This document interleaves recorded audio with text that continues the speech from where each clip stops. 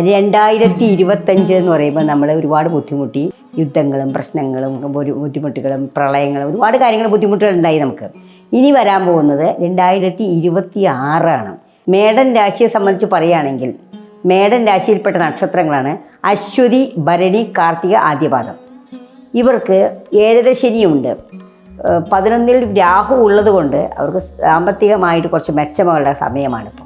ഈ നക്ഷത്രങ്ങൾക്ക് ഇപ്പോൾ ബാല്യകാലത്തുള്ളൊരു കുട്ടി ജനിച്ച കുട്ടി അശ്വതി നക്ഷത്രമാണെന്ന് വിചാരിക്കാം.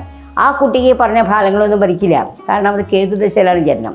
അപ്പോൾ കേതുദശയിൽ എന്ന് പറയുമ്പോൾ ബാലാരിഷ്ടകളും ബുദ്ധിമുട്ടുകളൊക്കെ ഉണ്ടാവും. ഇപ്പോൾ നമ്മൾ പറയുകയാണ് ബാലാരിഷ്ടത കൊണ്ട് മാതാപിതാക്കൾക്ക് സാമ്പത്തിക ബുദ്ധിമുട്ട് വരും.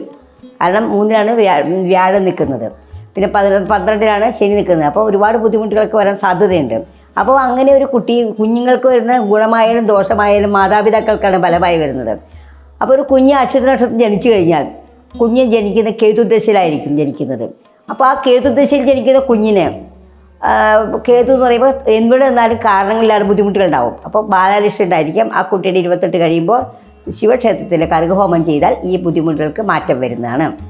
അശ്വതി നക്ഷത്രം ഒരു മധ്യവയസ്സാകുമ്പോഴാണെങ്കിലോ മധ്യവയസ്സാകുമ്പോഴേക്കും ശുക്രനൊക്കെ കഴിഞ്ഞു, ആദിത്യനും ശനിയും കഴിഞ്ഞു, രാഹുദശ ഉണ്ടാവും. ആ രാഹുദശയൊക്കെ വരുമ്പോഴാണ് ആ സമയത്ത് ധാരാളം ബുദ്ധിമുട്ടുകൾ, കാലുവേദന, കൈവേദന. നമസ്കാരം.